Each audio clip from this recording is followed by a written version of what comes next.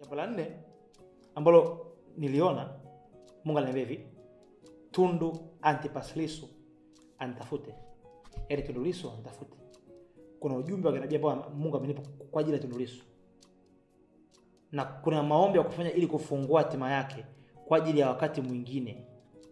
Ila nilimuona Tundu Lissu anatembea, yaani mtu sasa atakuwa tembea upright, lakini nimeona yeye amegeuzwa hivi. Anatembea kichwa chake kiko chini, miguu iko juu.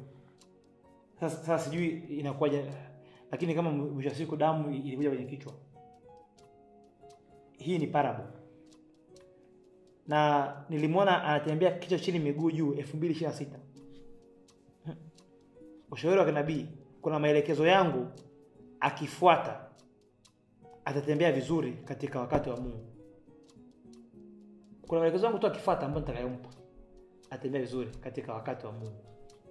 Sasa sijui wakati wa Mungu ni lini, lakini haya maelekezo akinitafuta ndani ya miezi 6, huu ni mwezi wa 3, wa 4, wa 5, wa 6, wa 7, wa 8, atakuwa tafuta muda huo, kwa sababu kuna jambo ambalo hayo maelekezo ninao mimi kama nabii. Mimi yani mtu ambaye anaweza kumfanya akakaa mahali ambako yeye anataka kukaa, japo sio huu mwaka wala sio mwaka 2000, hapo katikati. Kama anataka kukaa katika nafasi hiyo, kuna maelekezo ambayo Mungu amenipa. Na maelekezo tu ya kuondoa kitu fulani juu yake katika ulimwengu wa roho, kwa sababu kuna matamko ambayo ya kinabii ambayo nitakuwa nitamke. Na ni mimi tu ambaye nitakuwa nitamke, sio nabii mwingine wote, ni mimi tu. Akisikia sauti, sababu kuna jambo ambalo Singida lilifanya kama mkoa, inabidi yasimame katika ulimwengu wa roho kufuta hilo jambo. Hilo jambo tu likifutika tu. Unajua Biblia inasema kwa mtu mmoja dhambi iliingia ulimwenguni. Mtu tu mmoja tu anaweza akamkosea mtu mahali katika mji, dhambi ikaingia mahali na ikasababisha kile kitu kitokee. Na muda mwingine manabii sisi ni kama ishara. Kama Hosea alituma mahali, na alipotuma mahali jambo likamtokea kuhusu mke wake, na Mungu akasema kupitia hichi kitu Mungu alikuwa anaongea na Israeli. Sasa kuna jambo ambalo lilifanyika katika ardhi ya Singida kwa nabii fulani. Ndio jambo ambalo hilo Tundu Lissu anatakiwa asimame na toba ifanyike kwa ajili ya mkoa wa Singida, especially kwa ajili ya Wanyaturu. Ndipo Mungu atakumbuka na kufungua nafasi. Nje ya hapo nilimwona akitembea kichwa chini miguu juu. Neno jambo lilifanywa kwangu mimi kama nabii.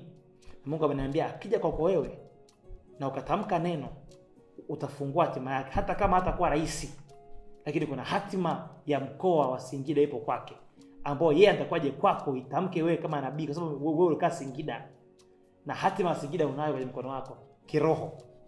Tundu Lissu kuna jambo ambalo tu ndio tulifanya, lakini kuja kwangu mimi tuombe wa maombi ili kufungua hatima ya mkoa. Yaani wewe Mungu bado hajakupa hatima ya nchi. Unataka kwanza ufungue hatima ya Singida, ili asasa katika eneo la Wanyaturu, ili labda Mungu uko mbeleni 2040 au 60 au 50, sasa sijui kama utakuwepo au nini, lakini kuna kitu ambacho unataka ufanye. Na ukifanya hicho kitu ndani ya miezi 8 ukakifanya, na ukaandaa mkutano wa maombi katika mkoa wa Singida ili kufuta hiyo wingu ilo wingu la machozi ya kwangu mimi kwenye huo mkoa, sababu huo mkoa una machozi yangu. Ukafanya hicho kitu na haya machozi yakafutika, Mungu anafunga mkoa wa Singida kwenye eneo la ndugu zako hao wa Singida. Lakini ile eneo lingine liko sawa. Sasa kaambia mtu kibiblia, mtu anaweza akamkosea nabii tu mmoja, bila sehemu mkikaribishwa endeni, lakini mkiondoka mkungote mavumbi. Sio kwamba Singida mimi nimelaani, hapana.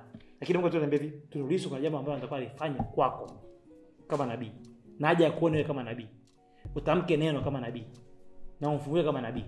Lakini licha yote bado nchi hii kutawaliwa na chama kingine ni ngumu. Lakini akikuona kama nabii utamfanya asimame, lakini sio kusimama juu ya nchi atawale nchi, no, asimame kwenye hatima yake. Kwa lazima aje kuone ili mimi kama Mungu nifungue rehema zangu juu yake. Nje hapo kuna jambo gumu liko mbele yake. Mungu awabariki sana.